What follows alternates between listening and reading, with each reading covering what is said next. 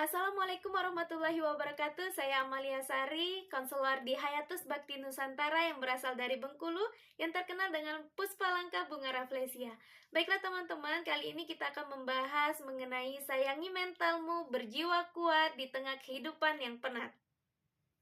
Baiklah teman-teman, sebelum kita lanjut, ini ada tayangan berita yang mengatakan bahwa beberapa mahasiswa yang ada di Indonesia ya mengalami depresi bahkan ingin mengakhiri hidupnya. Hal ini terjadi karena mengeluhkan tugas kuliah atau skripsi yang tidak pernah usai. Nah, teman-teman, apabila kita melihat secara mendalam, apa betul kasus ini hanya serta-merta disebabkan oleh tugas kuliah atau skripsinya yang tidak pernah usai? Nah, teman-teman, sebelum lebih lanjut, ada yang ingin saya tanyakan kepada teman-teman semua. Apakah kamu pernah merasakan kehidupan ini tidak adil? Melihat orang lain lebih beruntung dibandingkan kamu? Atau bahkan membandingkan keberhasilan orang lain dengan keberhasilan dirimu sendiri? Pernahkah juga kamu merasakan dalam situasi yang buruk, namun kamu khawatir apabila kamu melakukan sesuatu, situasi itu semakin memburuk, gitu ya? Atau bahkan juga pernahkah kamu mengeluhkan perilaku orang lain atau keadaan yang tidak kamu sukai? Atau juga pernahkah kamu merasa sudah berusaha sekuat tenaga dengan harapan orang lain melakukan atau merubah perilakunya sesuai dengan keinginanmu? Nah, teman-teman, semua yang kamu rasakan itu akan berdampak dengan bagaimana kamu menyikapi hal itu. Berdampak juga dengan bagaimana kamu akan mengambil keputusan terhadap apa yang kamu rasakan. Apakah kamu mampu menghadapinya, atau malah sebaliknya, kamu semakin terpuruk dan terjebak pada perasaan atau keadaan yang tidak kamu sukai. Kemampuan menghadapi situasi yang buruk atau tertekan, inilah yang dinamakan dengan resiliensi atau daya lenting. Nah, para ahli mengatakan bahwa resiliensi adalah suatu kapasitas atau kemampuan untuk beradaptasi secara positif dalam mengatasi permasalahan hidup yang signifikan. Begitu juga dengan resiliensi akademik, di mana resiliensi akademik adalah suatu kesanggupan atau kemampuan yang dimiliki oleh individu untuk meningkatkan keberhasilan dalam bidang akademik walaupun individu tersebut berada dalam keadaan atau situasi yang sulit. Teman-teman, mampu dan tidak mampunya seseorang menghadapi situasi atau suatu keadaan, hal ini berhubungan dengan keadaan mentalnya atau berhubungan dengan kekuatan mental individu tersebut. Kekuatan mental adalah kemampuan mengatur atau mengendalikan perasaan, emosi, pikiran, perilaku untuk melakukan tindakan yang positif, terlepas dari baik dan buruknya keadaan yang sedang dihadapi. Nah, banyak orang berpikir bahwa kemampuan mental atau kekuatan mental ini sudah ada sejak lahir, tetapi sebenarnya kekuatan mental ini dapat dilatih secara tepat ya, seperti itu. Nah, teman-teman, untuk mengembangkan kekuatan mental, ada 3 hal yang perlu diperhatikan. Yang pertama adalah pikiran, di mana kita harus mengenali pikiran-pikiran yang irasional dan digantikan menjadi pikiran-pikiran yang lebih realistis atau yang lebih rasional, seperti itu. Yang kedua yaitu perilaku, yaitu melakukan tindakan yang positif, terlepas apakah keadaan itu baik atau buruk, ya. Kemudian yang ketiga adalah perasaan, di mana kita harus mengendalikan perasaan supaya kita tidak dikendalikan oleh perasaan. Nah, teman-teman, kita sering mendengar kalimat positif atau kalimat berpikirlah positif. Namun, teman-teman, optimisme itu saja tidak cukup. Jadi, untuk mencapai suatu potensi yang baik, 3 hal ini, pikiran, perasaan, perilaku ini harus seimbang.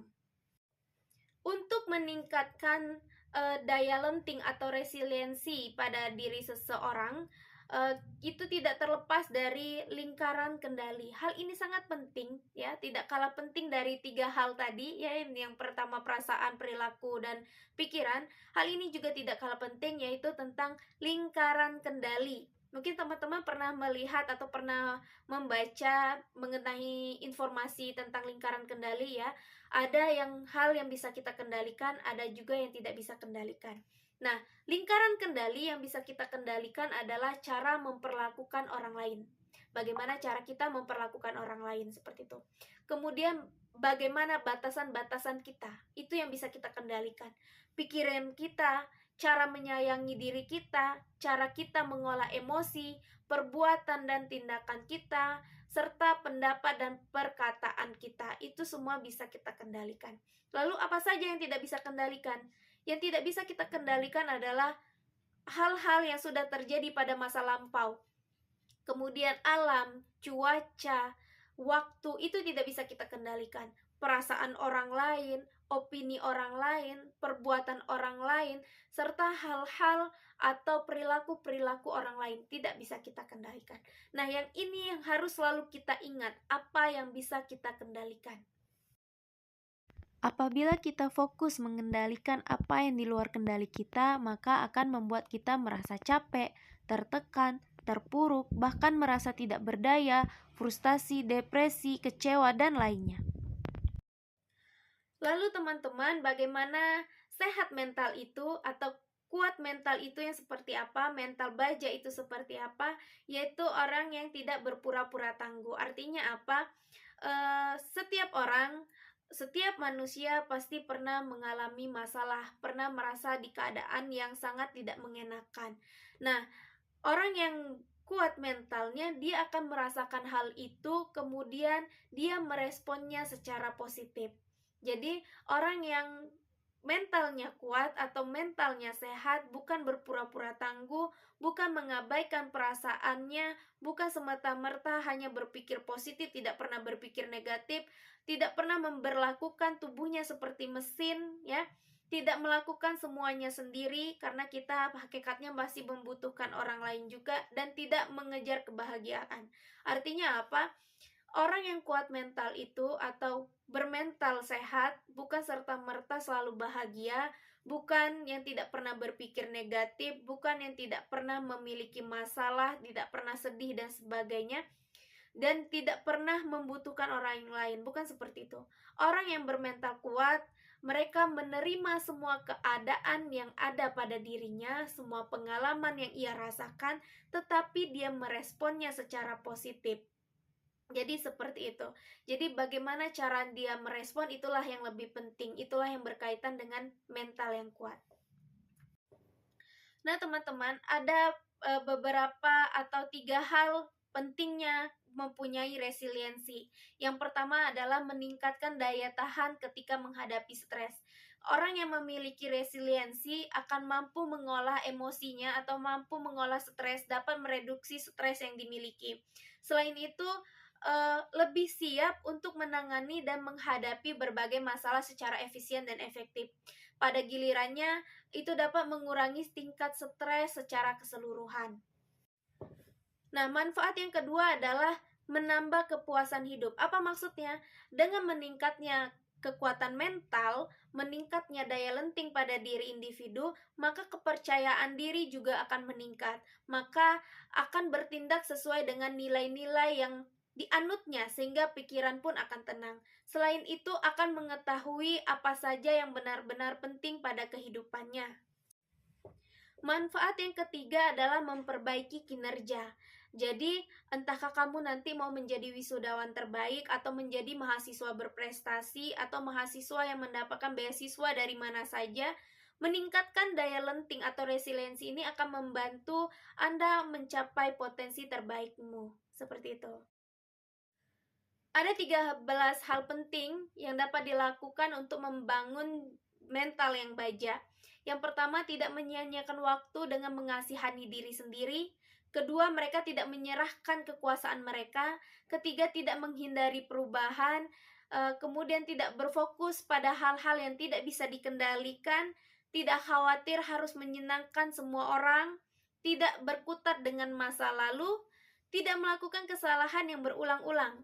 Tidak merasa iri dengan keberhasilan orang lain, tidak menyerah pada kegagalan yang pertama, tidak mengharapkan hasil yang cepat, tidak takut menyendiri, dan tidak merasa sok penting. Nah teman-teman, hal tersulit dalam membangun mental yang kuat itu adalah mengharapkan hasil yang cepat. Ada 3 hal yang menyebabkan kita mengharapkan hasil yang cepat. Yang pertama adalah kurang sabar. Kedua, terlalu tinggi menaksir kemampuan. Ketiga, meremehkan waktu yang dibutuhkan untuk suatu perubahan atau meremehkan suatu proses seperti itu. Apabila kita mengharapkan hasil yang cepat, itu akan mengakibatkan atau berdampak buruk. Yang pertama adalah tergoda untuk mengambil jalan pintas, tidak menikmati proses. Itulah yang terjadi sekarang ya, orang-orang cek kodam atau orang-orang cek-cek meramal kehidupannya yang akan datang seperti itu. Kemudian tidak akan siap menyongsong masa depan.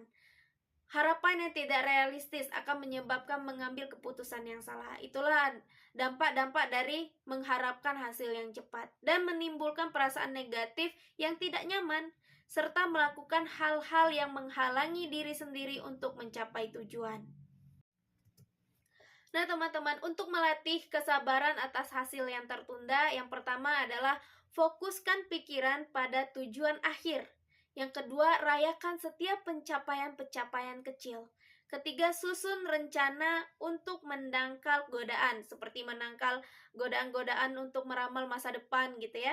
Atasi rasa frustasi dan ketidaksabaran dengan cara yang sehat.